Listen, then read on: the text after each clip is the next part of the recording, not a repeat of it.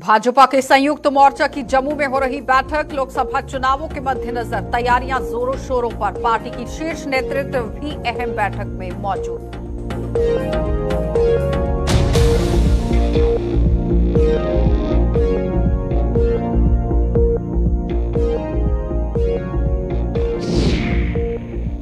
संदिग्ध चमकीली वस्तु दिखने पर फैली सनसनी। नड ब्लॉक के गांव में चल रहा सर्च ऑपरेशन। एसओजी व वीडीजी छान रहे गांव का छप्पा छप्पा।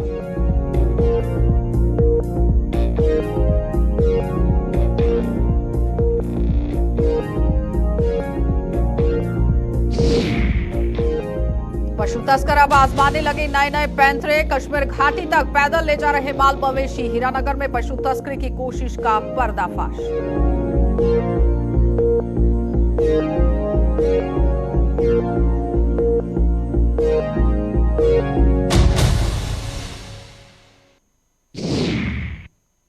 और जम्मू यूनिवर्सिटी का प्रवेश द्वार जल्द होगा हाईटेक प्रदेश द्वार के अंदर। ये प्रवेश द्वार पर दिखेगी डोगरा विरासत की भी झलक। परियोजना का आने वाले दिनों में होगा शिलान्यास।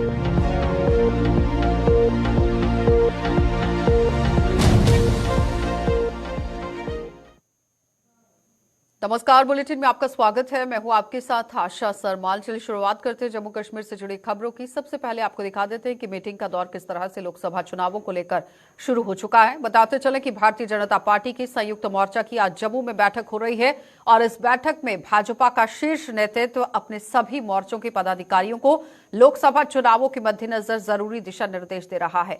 भाजपा के सह प्रभारी आशीष सूद, सांसद जुगल किशोर शर्मा और प्रदेश अध्यक्ष रविंद्र रैना भी बैठक में मौजूद हैं।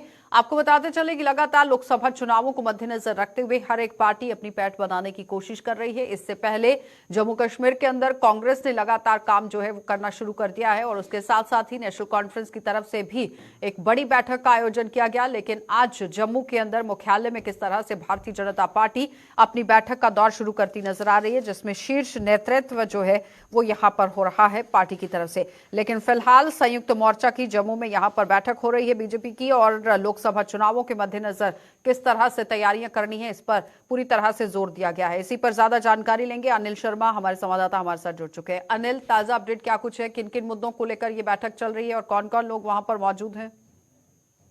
देखिए आशा, अगर हम बात करें जम्मू कश्मीर को लेकर, जिस तरह से भाजपा पूरी तरह से सतर्क हो चुकी है, क्योंकि लोकसभा चुनावों को लेकर लगातार तैयारियां जो है हर एक पार्टी तौर पर देखने को मिल रही है, चाहे वो नेशनल कॉन्फ्रेंस है, पीडीपी है, भाजपा है। और उसी बीच आज भाजपा की कड़ी की तरफ से कल भी आपने देखा कि कल एक अहम बैठक जो है जम्मू कश्मीर की लोकसभा सीटों को लेकर जो है वो की जा रही थी, जिसमें बीजेपी के नेशनल जनरल सेक्रेटरी की बात करते हैं सुनील बंसल हो, और आज की अहम बैठक जो है जिसमें आशीष सूद और भाजपा अध्यक्ष रविंद्र रैना इस बैठक में मौजूद नजर आ रहे हैं। हालांकि तमाम मोर्चा स्तर की बात करते हैं, इससे पहले आपको बता दें कि जितने भी मोर्चा स्थल हैं उनको भी पूरी तरह से हम यूं कहें कि उन्हें सतर्क कर दिया गया है कि अपने अपने स्तर पर जो है आप जिलों में जाकर, अपने अपने स्थानों में जाकर, अपने अपने इलाकों में जाकर जो है लोगों को जन जन तक की सुविधाओं का लाभ जो है वो पहुंचाया जाए और जनता को अवगत करवाया जाए कि किस तरह से भाजपा की जो नीतियां रही हैं इन बीते 10 सालों के अंदर जो है क्या कुछ जो पूरे देश के अंदर रहा है। और वो इसी के साथ साथ अनुकूल अगर हम बात करते हैं जम्मू कश्मीर की परिस्थितियों को लेकर जो है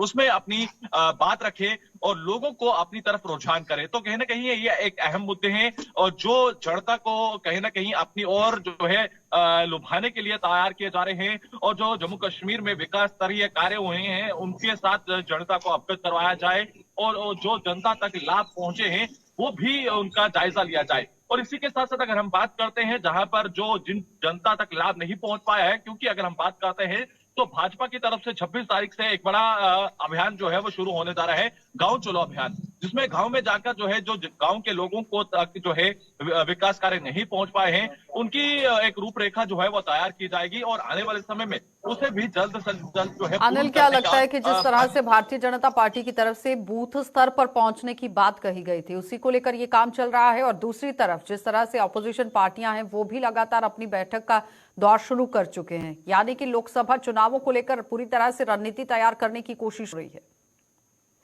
इसमें ये साफ है कि मौजूदा स्थिति को लेकर अगर हम बात करते हैं तो अपनी अपनी रणनीतियां बनना जो है वो शुरू हो चुकी हैं। और ठीक आप मेरे पीछे तस्वीरें देखेंगे, इससे पहले अगर हम बात करें तो जहां पर अहम बैठक जो है वो इस समय भाजपा की चल रही है, और दूसरी तरफ डॉक्टर फारूक अब्दुल्ला वो लगातार जो है अपने तमाम कार्यकर्ताओं से मुलाकात कर रहे हैं और एक बार फिर से अपनी पहल बनाने के लिए जो है जम्मू के अंदर जो है अपना वर्चस्व बढ़ाते हुए नजर आ रहे हैं। ठीक इस वक्त वो तस्वीरें हैं जहां पर डॉक्टर फारूक अब्दुल्ला मौजूद हैं, और डॉक्टर फारूक अब्दुल्ला जो है, और आपको जानकारी दे दूं कि एक बड़ी जानकारी ये निकल कर आ रही है कि डॉक्टर फारूक अब्दुल्ला ने राम मंदिर पर एक बड़ा स्टेटमेंट दिया है। उन्होंने कहा कि प्राण प्रतिष्ठान से पहले जिस तरह से भाजपा जो निमंत्रण भेज रही है वो कतई बर्दाश्त नहीं होगा, और कहीं ना कहीं जिस तरह से भाजपा और आरएसएस मिलकर जो है ये निमंत्रण पत्र भेज रही है, और इसी के चलते जो है ये रणनीतियां तैयार की जा रही है। क्योंकि जम्मू की बात करते हैं या फिर पूरे भारत की बात करते हैं, पूरे विश्व के राम है, तो कहीं ना कहीं ये बयानबाजी करते हुए नजर आए हैं। कुछ देर पहले उन्होंने यह साफ जाहिर किया है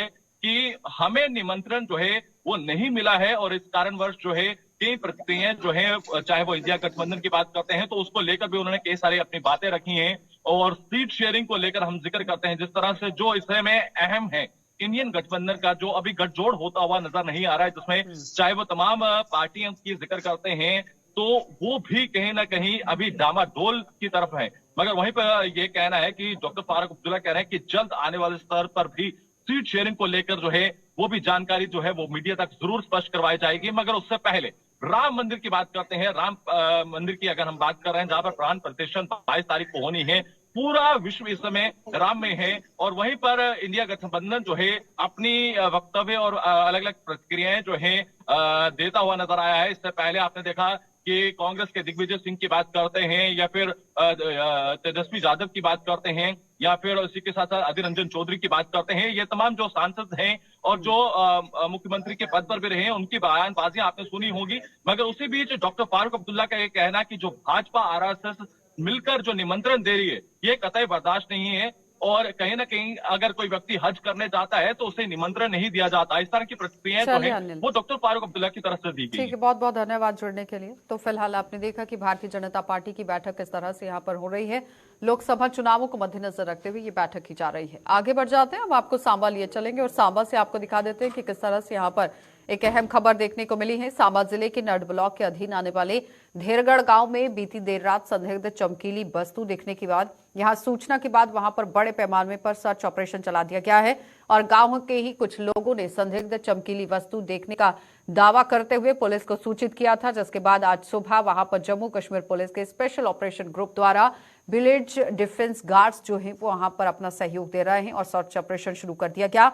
आपको बताते चलें कि यहाँ बीडीजी की तरफ से भी पूरा काम और मोर्चा संभालने की कोशिश की गई है, और दूसरी तरफ जम्मू कश्मीर की पुलिस भी पूरी तरह से मोर्चा यहां संभालती नजर आई है, क्योंकि संदिग्ध चमकीली वस्तु जो है वो दिखी है, और उसके दिखने के बाद सनसनी यहां पूरे इलाके के अंदर फैल गई है। सांबा जिले का नड ब्लॉक है, जहां पर नड ब्लॉक के ही गांव में सर्च ऑपरेशन चल रहा है, और एसओजी और बीडीजी छान रहे हैं यहां पर चप्पा चप्पा, क्योंकि गांव का चप्पा चप्पा खंगालने की कोशिश पूरी तरह से की जा रही है कि आखिर ये संदिग्ध वस्तु यहां से पहुंची कैसे है और किस तरह से अब मंजर जो है वो जिला सांबा के अंदर रहा है, क्योंकि नड ब्लॉक का ये गांव है। इसी पर जानकारी लेंगे, ऋषि खजूरिया ने हमारे साथ ज्वाइन किया है। ऋषि, क्या कुछ वहां पर चल रहा है, कौन सी वस्तु है और किस तरह से ये पूरा सर्च ऑपरेशन है?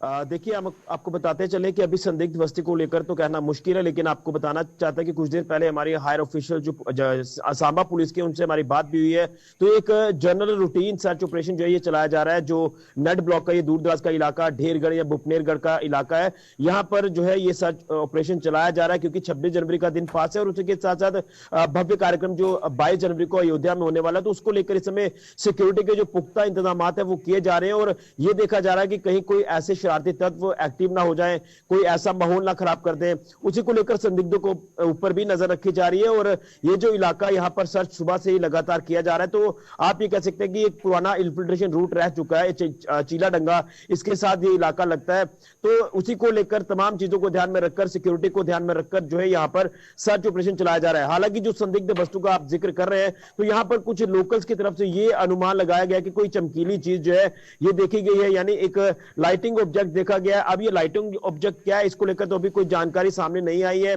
और ना ही इसके ऊपर कोई ऑफिशियल कोड जो है वो किया गया है। तो अभी इंतजार किया जा रहा है। बहरहाल इन तमाम बातों को मद्देनजर रखते हुए ही इस इलाके में जो सर्च ऑपरेशन है ये चलाया जा रहा है। ये देखिए दुर्गम चोटियां हैं पहाड़ की, यहाँ पर ये सर्च ऑपरेशन चलाया जा रहा है। ये माहौरगढ़ का इलाका है, माहौरगढ़, ढेरगढ़, भुपनेगढ़, ये एक पूरा सर्किट है, यहीं पर ये सर्च किया जा रहा है। अभी तक फिलहाल ऐसी कोई वस्तु हाथ नहीं लगी है सिक्योरिटी फोर्सेस के जवानों के हाथ, लेकिन पूरा इलाका खंगाला जा रहा है क्योंकि सिक्योरिटी को लेकर जैसे मैंने कहा कि कोई रिस्क नहीं लिया जाएगा, इसलिए चप्पा चप्पा खंगाला जा रहा है। इंतजार करना होगा कि ऑफिशियल कोड क्या आता है और इंतजार करना होगा कि क्या कोई ऐसी वस्तु बरामद होती है, ये देखने वाली बात है। जिला सांबा से कल भी एक खुदाई को लेकर खबर सामने आई थी और आज यहाँ संदिग्ध वस्तु को लेकर खबर सामने आई गई है। क्या लगता है कि सुरक्षा व्यवस्था को किस तरह से वहां पर रखा गया है, क्योंकि 26 जनवरी को अब कुछ ही दिन शेष रह गए हैं? देखिए बिल्कुल आपने अच्छा सवाल किया। बीते 2 से 3 दिनों से ये जो चीजें हैं ये देखने को मिल रही हैं। आपको याद होगा कि 2 दिन पहले बाबा चामलियाल पोस्ट की बात करें रामगढ़ सब सेक्टर में, तो वहां पर एक सर्विलियंस सस्पेक्टेड ड्रोन जो वो गिरता है, उसके बाद बीएसएफ उसको लेकर जांच शुरू कर देती है। तो ये जाहिर सी बात है कि ये पाकिस्तान की तरफ से ही आया होगा ड्रोन जो वहां पर गिरा था। उसको लेकर इन्वेस्टिगेशन अभी लगातार जारी है, उसको लेकर भी अभी कोई जानकारी पुख्ता सामने नहीं आई है। कल आपने देखा कि एक डगआउट देखा गया, उसको लेकर ये कहा गया कि शायद ये टनल निकली है, तो उसके ऊपर भी पूर्ण विराम लगा कि टनल नहीं है। जिस तरह से पूरी इन्वेस्टिगेशन एक बड़े पैमाने पर वहां पर शुरू की गई, तो आज भी ये जो संदिग्ध चीजें हैं इसको लेकर जानकारी आई है। तो जब 26 जनवरी या हमारे नेशनल इवेंट सामने आते हैं तो इस तरह की चीजें जब कोई ऐसी देखी जाती है तो उसी को लेकर लोग ये अच्छाई अपने करने की कोशिश करते हैं कि फौरन इतला करी जाए सिक्योरिटी फोर्सेस को, ताकि कोई ऐसी वारदात ना हो जाए, कोई माहौल खराब ना हो जाए। उसको लेकर पहले ही इन तमाम चीजों के ऊपर कंट्रोल किया जा सके। उसी को लेकर पूरी तरह से जो सर्च ऑपरेशन है आज चलाया जा रहा है। अब क्या कुछ इसको लेकर जानकारियां सामने आती है ये देखना होगा। आज जहां पर चमकीली वस्तु मिली है, क्या वहां पर कोई इन्फिल्ट्रेशन होने का रास्ता या किसी तरीके का कोई मंजर बन सकता है इस तरह का कि आप शक के बिना पर या संकेत आप दे सकते हैं कि हाँ यहाँ पर ऐसा कुछ हो सकता है, तो उसको मद्देनजर रखते हुए सर्च ऑपरेशन को तेज कर दिया जाए? देखिए सर्च ऑपरेशन जो चलाया जा रहा है उसका एक मोटिव तो ये साफ तौर पर है कि जिस तरह से लोगों की तरफ से ये जानकारी दी गई कि कोई ये लाइटिंग ऑब्जेक्ट सस्पेक्टेड ऑब्जेक्ट जो वो देखा गया, उसके बाद यहाँ सर्च ऑपरेशन किया गया। जैसे मैंने शुरुआत में आपको बताया कि ये चीलाडंगा इलाका जो इसी के साथ लगता है और एक पुराना इन्फिल्ट्रेशन रूट जो वो माना जाता है, तो उसको ध्यान में रखकर भी यहाँ पर जो सर्च ऑपरेशन है ये चलाया जा रहा है। क्योंकि कहीं ना कहीं ये जब पुराना इन्फिल्ट्रेशन रूट का मैं जिक्र कर रहा हूं तो अब जाहिर सी बात है कि यहाँ पर सर्च करना लाजमी हो जाता है। उसी को लेकर ये सर्च यहाँ पर किया जा रहा है क्योंकि ये तमाम जंगल के इलाके हैं, पहाड़ी इलाके हैं, दुर्गम चोटियां हैं, तो यहाँ पर कोई ऐसे संदिग्ध एक्टिव ना हो जाए, कोई ऐसी चीजें कोई माहौल खराब करने वाली हो, उसी को ध्यान में रखकर ये तमाम प्रक्रियाएं जो वो की जा रही है। बहरहाल इंतजार करना होगा कि इसमें आधिकारिक जानकारी और आधिकारिक पुष्टि क्या आती है, जिसको लेकर हम भी लगातार वेट कर रहे हैं। यानी वेट एंड वॉच की स्थिति अभी भी लगातार बनी हुई है। बहुत बहुत धन्यवाद जुड़ने के लिए। तो वेट एंड वॉच की स्थिति इस वक्त बनी हुई है, कहा नहीं जा सकता है कुछ भी क्योंकि इन्वेस्टिगेशन का पार्ट है, लगातार सर्च ऑपरेशन वहां पर चल रहा है। जो वस्तु मिली है क्या कुछ है अभी तक कोई भी ब्रीफ फिलहाल सामने नहीं आया है। आगे बढ़ जाते हैं, पशु तस्कर को लेकर आपको एक बड़ी खबर दिखा देते हैं जहां पर आप देखिए पशु तस्करी को मद्देनजर रखते हुए किस तरह से मामले बढ़ते चले जा रहे हैं। बेजुबान जानवरों को कश्मीर घाटी तक पहुंचाने के लिए नए नए पैंतरे आजमाए जा रहे हैं और मवेशियों को कश्मीर पहुंचाने के लिए जहां मालवाहक वाहनों का इस्तेमाल किया जा रहा है, वहीं तस्कर पुलिस को मंच देने के लिए अब पैदल ही मवेशियों को कश्मीर पहुंचाने की कोशिश कर रहे हैं।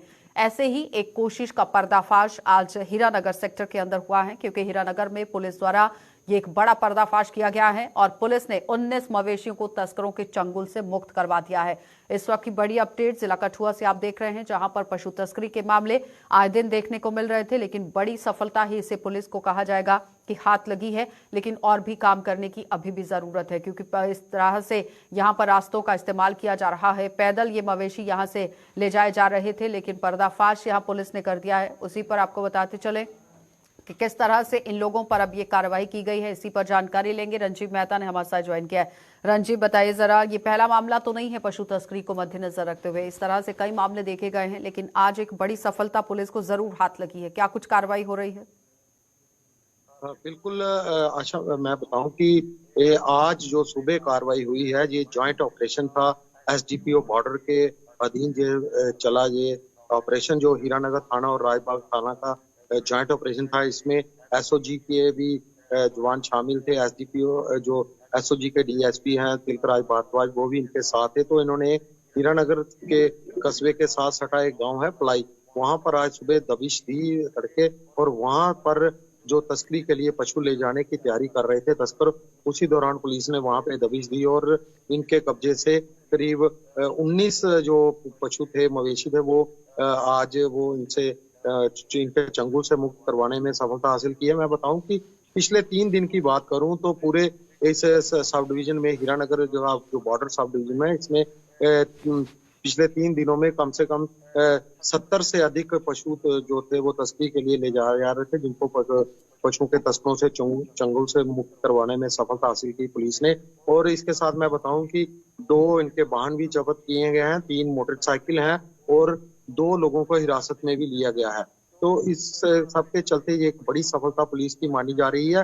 बात करें क्योंकि लगातार पशु तस्करी के मामले इस इलाके से आ रहे थे। आए दिन, कल भी एक थाना दिवस का कार्यक्रम हुआ जिसमें एसएसपी कठुआ शिवदीप सिंह मुख्य तौर पर आए थे। वहां पर भी लोगों ने नशा तस्करी और पशु तस्करी के मामलों को जोर शोर से उठाया था। हर जगह जहां भी कार्यक्रम कोई होता है तो वहां पर पशु तस्करी और नशे के तस्करी को लेकर काफी लोगों की तरफ से आवाजें उठाने जा रही हैं। पुलिस भी अपनी तरफ से पूरा शिकंजा जो है वो कसे हुए है। तो ये उसका नतीजा है कि पिछले 3 दिनों में अगर कोई गिरफ्तारी हुई है रंजीव, तो फिर क्या खुलासा हुआ है या फिर अभी उस तरफ कदम बढ़ाया जा रहा है पुलिस की तरफ? पुलिस ने 3-4 लोगों को उठाया है, उनके खिलाफ मामला अभी सुबह की बात है, अभी मामला दर्ज करने की तैयारी में है पुलिस उन पर। और 3 वाहन भी इनके जब्त किए गए हैं, जिनमें मोटरसाइकिल भी है और महिंद्रा भी है।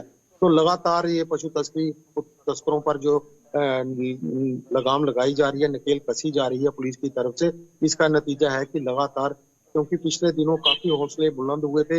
एक जगह पर 3 से 4 दिन पहले, 4-5 दिन पहले एक पुलिस पार्टी जब पशु तस्करों को पकड़ने के लिए गई तो उनकी तरफ से पथराव कर दिया गया था। अंधेरे का फायदा उठाकर वह लोग वहां से भागने में सफल हो गए थे। बहुत बहुत धन्यवाद तो उसको लेकर भी काफी ठीक है, बहुत बहुत धन्यवाद जुड़ने के लिए। तो फिलहाल आपने देखा कि किस तरह से रंजीव मेहता हमारे साथ जुड़े हुए थे, जो बता रहे हैं कि गिरफ्तारी तो हुई है लेकिन अभी आगे की कार्रवाई फिलहाल पुलिस ने शुरू की है। अब देखना ही होगा कि किस तरह से कार्रवाई होती है। आगे बढ़ जाते हैं। जम्मू यूनिवर्सिटी का प्रवेश द्वार अब जल्द ही हाईटेक होने जा रहा है और प्रवेश द्वार पर जहां सुरक्षा के आधुनिक प्रबंध किए जाएंगे, वहीं इसमें प्रवेश करते ही यहां डोगरा विरासत की झलक भी देखने को मिलेगी। और इस पूरी परियोजना पर करीब 3 करोड़ रुपए खर्च किए जाएंगे और जल्द ही इसका शिलान्यास भी किया जाएगा। यानी कि जम्मू यूनिवर्सिटी को एक बड़ी सौगात ही इसे कहा जा सकता है, क्योंकि जम्मू यूनिवर्सिटी का जो प्रवेश द्वार है वो बहुत ही जल्द हाईटेक हो जाएगा। प्रवेश द्वार पर यहां डोगरा विरासत की एक बड़ी झलक देखने को मिलेगी और परियोजना का आने वाले दिनों में शिलान्यास भी किया जाएगा। हाईटेक अगर होती है तो जाहिर तौर पर आप समझिए कि हर आने जाने वालों पर किस तरह से नजर यहां पर रहेगी। लेकिन फिलहाल सिक्योरिटी तो अभी भी है। अभी देखना ये होगा कि जब ये प्रवेश द्वार हाईटेक होता है तो कौन कौन से बड़े बदलाव जो है वो जम्मू यूनिवर्सिटी के अंदर हो सकते हैं, क्योंकि पिछले दिनों कई ऐसी खबरें भी सामने आई थी जिसकी वजह से लगातार जम्मू यूनिवर्सिटी जो है वो सुर्खियां बटोरती नजर आई। लेकिन अब अगर प्रवेश द्वार को हाईटेक किया जाता है तो जाहिर तौर पर बदलाव अंदर की किस तरह से रहेंगे ये बड़ा सवाल है। क्या डिपार्टमेंट्स के अंदर भी बदलाव किया जाएगा, पढ़ाई को लेकर किस तरह से रहेगा, फैकल्टी मेंबर्स को लेकर किस तरह से रहेगा, और जो युवा यहां पर पढ़ने के लिए पहुंच रहे हैं उनकी सुविधाओं को मद्देनजर रखते हुए किस तरह से काम रहेगा, ये बड़ा सवाल है। क्योंकि हाईटेक प्रवेश द्वार यहां पर कर दिया जाएगा तो जाहिर तौर पर आप देखिए जो मूलभूत सुविधाएं बच्चों को यहां पर मिलनी चाहिए उसको लेकर क्या कुछ कदम उठाने की कोशिश की जाएगी, क्योंकि क्या उसके लिए भी मसौदा तैयार किया गया है या नहीं, हर किसी का ये सवाल रहेगा। क्योंकि जम्मू यूनिवर्सिटी का प्रवेश द्वार जल्द ही यहां पर हाईटेक होने वाला है और हाईटेक अगर होता है तो जाहिर तौर पर इसका सीधा फायदा युवाओं को, स्टूडेंट्स को यहां पर मिलने वाला है। लेकिन आगे किस तरह से यूनिवर्सिटी के अंदर मंजर रहेगा, कौन कौन से बड़े बदलाव हो सकते हैं, इस पर ज्यादा जानकारी लेंगे। शिल्पा हमारी संवाददाता हमारे साथ जुड़ चुकी है। शिल्पा, प्रवेश द्वार को हाईटेक किया जा रहा है, क्या लगता है कितना फायदा युवाओं को रहेगा इस वक्त इसके हाईटेक होने के बाद? जी बिल्कुल, आपको बता दें कि जिस तरीके से जम्मू विश्वविद्यालय की बात करें तो एक नया रंग रूप जो है वो देखने को मिलेगा, जहां पर गेट को जो है वो पूरी तरीके से बदल दिया जाएगा, जहां पर गेट में डोगरी विरासत जो है यानी कि उसकी झलक देखने को मिलेगी। और साथ ही साथ मैं आपको ये भी बता दूं कि 2-3 करोड़ की लागत से जो है गेट को बनाया जा रहा है। उनका जो सुरक्षा कर्मी है वहां पर यानी कि बारिशों के दौरान उन्हें काफी ज्यादा परेशानियों का सामना करना पड़ता है, तो अब उस परेशानी से भी उन्हें जूझना नहीं पड़ेगा। और जो मेन है कि डोगरा की हमारी जो डोगरा विरासत है, जो हमारा डोगरा कल्चर जो है वो दर्शाया जाएगा तो कहीं ना कहीं युवा भी इससे प्रेरित होते हुए नजर आएंगे। जो भी उस विश्वविद्यालय में अंदर जाएगा, प्रवेश करेगा, तो कहीं ना कहीं जब वो गेट को देखेगा तो एक कहा जाए कि जिस तरीके से अट्रैक्शन होगी, जो लोग वहां से गुजरेंगे, जो बच्चे वहां से गुजरेंगे, तो काफी ज्यादा वो प्रभावित भी जो है वो यानी कि सुंदरता जो है वो निकल कर सामने आएगी। ये समझ पाएंगे कि हमारे डोगरा जो कल्चर है वो किस प्रकार से है, क्या कुछ कल्चर है, उसकी वो झलक देखने को मिलेगी। मैं आपको बता दूं कि जो जम्मू के IIT है, IIM है, उसी प्रकार से प्रवेश द्वार को बनाया जाएगा और जो भी उस प्रवेश द्वार से गुजरेगा, कंप्यूटराइज पूरी डिटेल्स जो है वो वहाँ पर पहुंची होंगी, जिससे किसी प्रकार की कोई भी परेशानी जो है वो नहीं देखनी पड़ेगी। ठीक है। कई बार शिल्पा देखा जाता है कि बच्चों की तरफ से प्रोटेस्ट भी किए गए थे कि सुविधाएं सही तरीके से नहीं मिल रही हैं। प्रवेश द्वार को हाईटेक किया जाएगा जिसमें सिक्योरिटी पुख्ता हो जाएगी और विरासत को भी दर्शाया जाएगा, लेकिन यूनिवर्सिटी के अंदर जो डिपार्टमेंट्स हैं उसके अंदर जो कमियां हैं उनको पूरा करने के लिए क्या कोई मसौदा तैयार किया गया है, या फिर जिस तरह से आरोप पिछले दिनों भी यूनिवर्सिटी के अंदर यहाँ पर लगते रहे उसको लेकर क्या कुछ कदम? देखिए, जो भी कमियां हैं डिपार्टमेंट्स की बात करें, जो भी कमियां डिपार्टमेंट्स है, उस कमियों को पूरी तरीके से पूरा करने की कोशिश की जा रही है और साथ ही साथ ये भी ध्यान रखा जा रहा है, क्योंकि अगर इस समय की बात करें तो काफी सामान्य गेट है, तो जिस प्रकार से प्रोटेस्ट होते हैं, प्रदर्शन होते हैं, तो कहीं ना कहीं गेट टूटने की आशंका जो है, संभावना जो है बढ़ जाती है। तो उस प्रकार से भी देखने को मिलेगा कि किस तरीके से जो है यानी कि जो डिपार्टमेंट में कमी है उसको भी फिलहाल पूरा किया जा रहा है, नजर रखी जा रही है कि अगर किसी प्रकार की हाल ही में बात करूं तो बच्चों को हॉस्टल को लेकर जो है वो काफी ज्यादा परेशानियां देखने को मिली थी, तो उन सब चीजों को भी मद्देनजर रखे जा रहे हैं, उन सब चीजों में भी ध्यान जो है वो दिया जा रहा है। चलिए शिल्पा, बहुत बहुत धन्यवाद जुड़ने के लिए। तो फिलहाल आपने देखा कि शिल्पा हमारी संवाददाता हमारे साथ जुड़ी हुई थी, जो बता रही है कि किस तरह से काम जो है वो जम्मू यूनिवर्सिटी के अंदर होगा, क्योंकि प्रवेश द्वार को फिलहाल हाईटेक करने की बात कही गई है।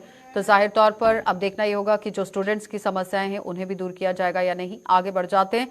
सुरनकोट में कई जगहों पर पीने के पानी की वजह से हाहाकार मची हुई है। लोग जल शक्ति विभाग के खिलाफ लामबंद हो गए हैं और आए दिन सड़कों पर उतरकर अपने गुस्से का इजहार कर रहे हैं।